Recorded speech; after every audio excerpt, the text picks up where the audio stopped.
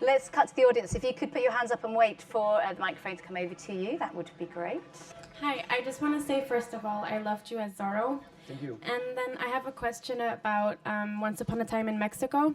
The first one is, how was it acting with Johnny Depp? What was it like? And second, the scene where you slide down the staircase with your guitar trunk, Right. Was that you or was that a stuntman? Unfortunately, it was me. Yeah, with Robert Rodriguez, I did a lot of stunts. I did crazy stuff. Today, somebody showed me a picture of the first Desperado, actually. It's a picture with Salma and I just walking away from the fire. What nobody knows is that our hair burned. we didn't have so much money just to do that CGI or anything else, so they put real gasoline there. And it was a very interesting experience, actually.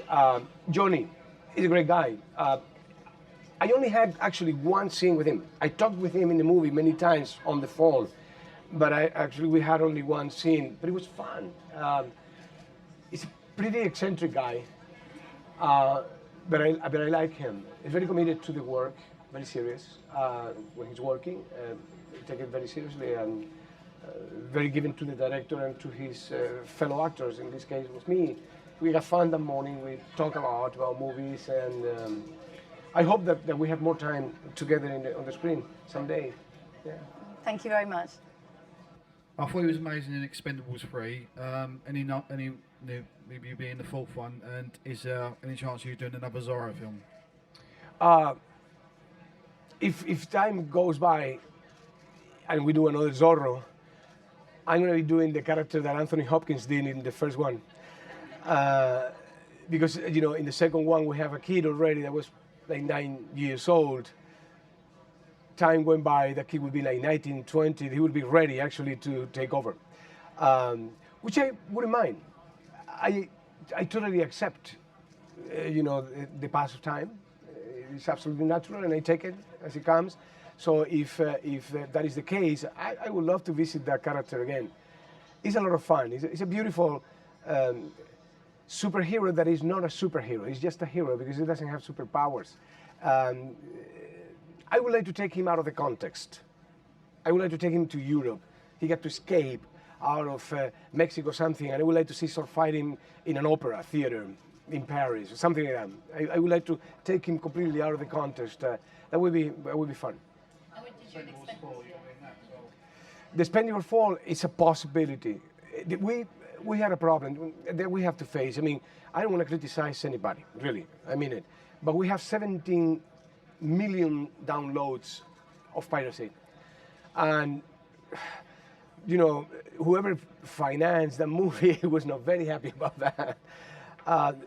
We didn't lose money at the end because China did a huge box office and the movie ended up with 250 million, which is fantastic.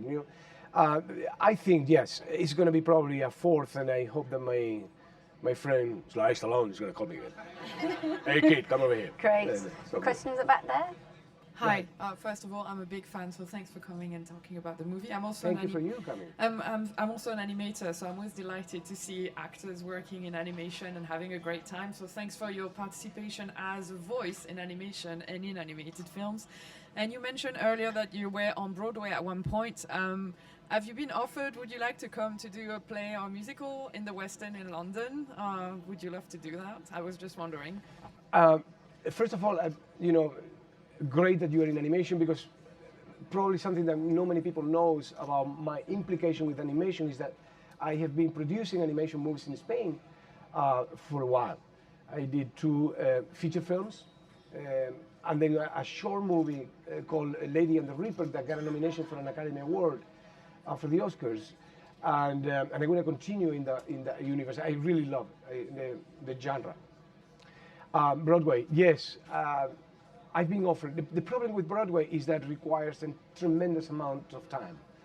It's very difficult actually to go to Broadway without signing for at least 1 year of participation on the play. And then there are so many things happening at the same time, producing, directing, writing, and stuff like that, that just commit yourself to 1 year is complex. I am moving to London. my life is going to take place probably here, because there is a number of things that probably you will know in the next couple of months that I'm going to do over here. There is a certain respect, I have to confess that, because I know the relationship of this city with theater. It's very strong. People are tough, and they should be, you know. They should be, because that makes it raise the bar and makes the actors actually, you know, push themselves to be better and better. Now, I cannot do Shakespeare, obviously. If I do Shakespeare, I will do it in Spanish and I will do it in Spain. But if I do something here, it has to be something that makes sense to me. Like 3 years ago, I was offered to do Zorro the Greek, the musical, on Broadway. Well, that is something that I will dare to jump into, because it's, you know, I share a culture with that character. We are both Mediterranean. There is something that I can smell in that character that has to do with my own culture, and so it's something that I eventually will dare to jump into. So let's see. I don't close the doors to that possibility. Thank you. We have a question from over this side, please. Do you prefer acting in Spanish movies or in English movies? It's funny because, of course, you know, in my mother language, I have more information, sensual information, emotional information with the words. Now, when I start working in America, it's interesting because when you're working in a language that is not your language, you feel a little bit freer. You're not too attached to the words. For example, if you say te quiero in Espanol, for me it has a very specific meaning, and I have history with those words, like everybody, right? If I say I love you, not now, I said I love you to a lot of people that I love, actually. But at the beginning of my career in America, it was very easy. It's when you learn bad words in another language, and you just throw them in front of people, and you don't know that they weight a lot. And the people may react like, oh my God, look what he said. And for you, it's not important because there is no history with those words for you. So I felt a little bit freer working at the beginning in English, strangely, right? But definitely my mother language is my mother language. When I work in Spanish, I have all the data, and I just can play with that information in the way I want. Great question, thank you. Hola, Antonio. Hola. So I had to study your film La piel que habito, The Skin I Live In, Right. from at university. Obviously, that role is very different to any other role you've performed. So what was it like shooting that film? Difficult. Difficult. It was like tie me up, tie me down on steroids. Difficult because as much as I love Pedro Almodóvar, real love, I mean, he's my brother. I know this guy from 35 years ago. He, in a way, is responsible for many of the good things that happened in my life, including Hollywood, because he's very well respected there. To work with him is very, very difficult. Pedro Almodóvar doesn't want you to use anything that you have used before. He wants a new you. And in order to obtain that, he deconstructs you completely to build something with you that is new, and that, my friend, is very painful, eventually. It's very painful. Because you walk in a territory that you feel comfortable, doesn't mean that you're doing art. You can do something that the people is expecting from you, and makes you comfortable. You go to the hotel every night thinking, I was great. Because you are in control of the situation. But somebody like Pedro Almodóvar takes the rag out of your feet and you are suddenly on the air, that is very scary because you don't know where you are. And so that's the game that he plays with actors. And if they don't understand him, it can be eventually very dizzy. I know actors that they will never work with him back to Pedro Almodóvar, you know. But at the end, the results were extraordinary. I actually saw something that I didn't know even that I had in me. That has to do with economy. In a movie that actually many people interpret as a psychological thriller, but in reality I know that Pedro Almodóvar actually was talking about himself. He was talking about creation.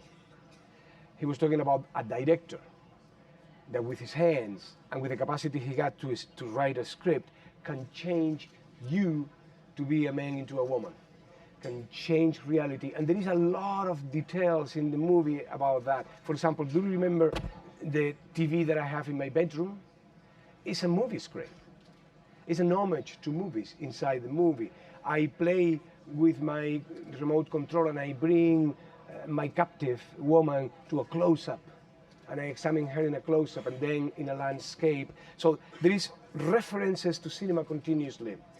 What Pedro Almodóvar did is use that beautiful story and sordid and serious and solid story to talk about himself and creation and how painful it can be. That's excellent answer and very interesting. Thank you. We've got time for one or two more questions. In the front here, if you wait for the mic. How have you managed to balance your family life with your career? It depends if your family is involved also in the movie business or not. I mean, that's a completely different turf that you're talking about family now, and the implication of family with your professional life. It depends. You know, if you have a wife that actually listens to you, or you have a wife that says, you know, this is our space, and in our space, I don't want you to bring your problems, your stories. He does, right? No? Oh, but that's fine. That's fine. Help him. Tell him the truth. Sound advice, Tell I'm him the sure. truth. Thank you so much. Thank you all for coming.